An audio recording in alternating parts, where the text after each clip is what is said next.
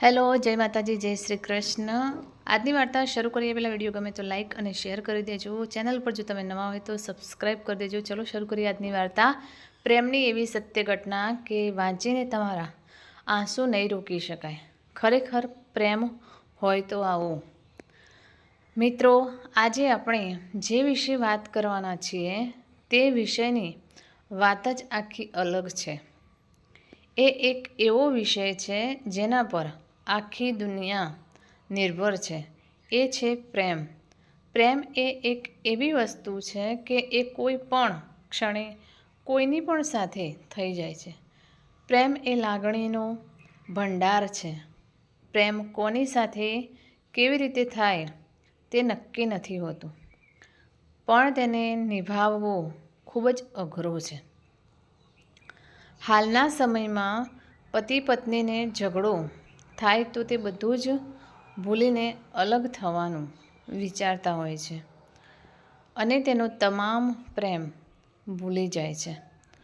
પરંતુ આજે જે આપણે એક પ્રેમ કહાનીની વાત કરવાના છીએ તે વાંચી આપણી આંખોમાં પણ આંસુ આવી જશે।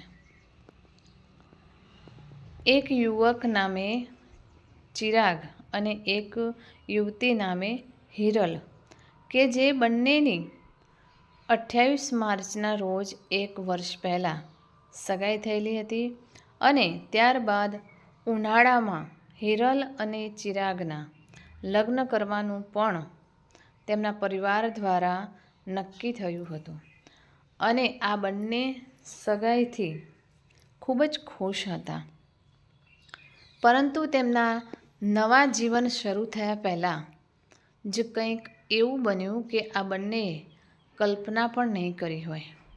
ઘટનાની વાત કરીએ તો તારીખ 11 મેના રોજ હિરલ પોતાના ઘરે સાફ સફાઈ કરતી હતી અને તે સાફ સફાઈ કરી ભીનું કપડાનું પોતું બારી પર સૂકવવા ગઈ હતી।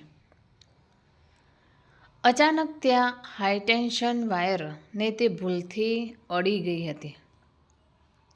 તેનાથી હિરલનો આખો હાથ સળગી ગયો હતો અને તેના પગમાં પણ ગંભીર ઈજાઓ થઈ હતી અને હિરલને તાત્કાલિક ધોરણે જામનગરની જીજી હોસ્પિટલ ખાતે સારવાર હેઠળ લઈ જવામાં આવી, પરંતુ ત્યાંના ડૉક્ટરે તેમને વધુ સારવાર માટે અમદાવાદની સિવિલ હોસ્પિટલમાં લઈ જવાનું કહ્યું અને ત્યાંથી પછી તેને ત્યાં લઈ જવામાં આવી।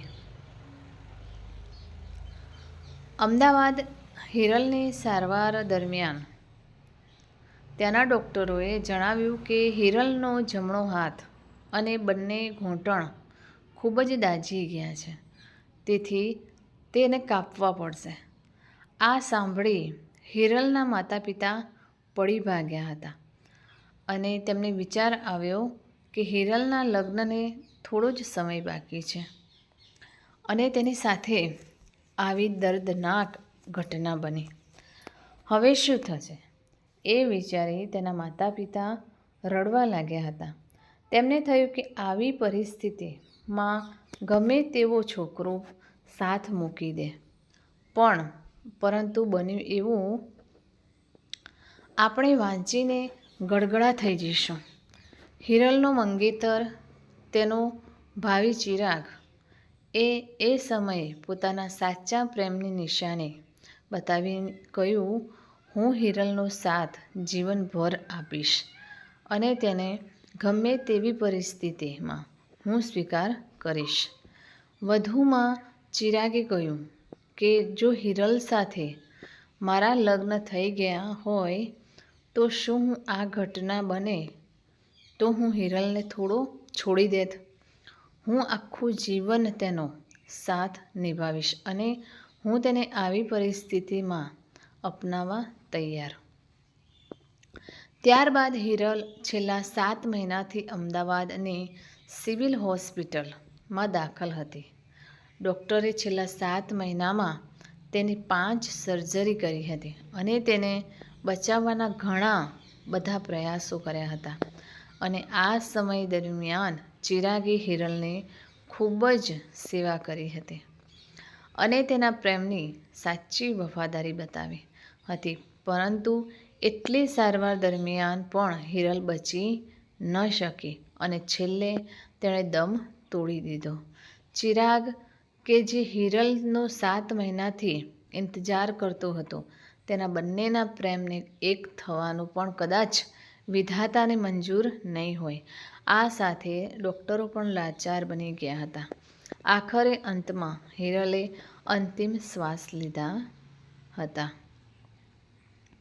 ત્યારબાદ હિરલની અંતિમ વિધિની તૈયારી કરવામાં આવી હતી, જેમાં હિરલના પાર્થિવ શરીરને નવી પરિણીતાની જેમ 16 શણગાર કરીને તૈયાર કરવામાં આવી હતી અને તેની વિદાય કરવામાં આવી હતી. આ સમયે ચિરાગ માટે ખૂબ જ વસમો સાબિત થયો હતો અને જ્યારે આખરે હિરલને અંતિમ વિદાય કરી ત્યારે ચિરાગ તેના પાર્થિવ શરીરને પકડી ખૂબ જ ધ્રુસકે રડ્યો હતો અને ત્યાં એ સમયે હાજર તમામ લોકો ખૂબ જ રડવા લાગ્યા હતા.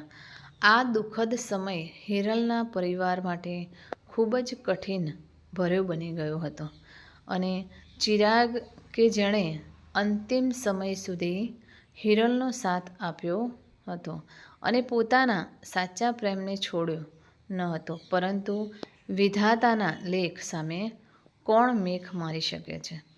ચિરાગ તો હિરલને જીવનભર સાથે રાખવા તૈયાર થઈ થયો, પરંતુ ઈશ્વરે હિરલને પોતાની પાસે બોલાવીને આ અમર પ્રેમ કહાનીનો અંત કર્યો. તો મિત્રો, આ કહાની તમને કેવી લાગી તે કોમેન્ટ કરીને જરૂર જણાવશો. વિડીયો ગમે તો લાઈક અને શેર કરી દેજો. ચેનલ પર જો તમે નવા હોય તો ચેનલને સબસ્ક્રાઈબ કરી દેજો. ફરીથી મળીશું આવા જ એક નવા વિડીયો સાથે, વાર્તા સાથે. ત્યાં સુધી નમસ્તે, જય માતાજી, જય Shri Krishna, Har Har Mahadev. Thanks for watching.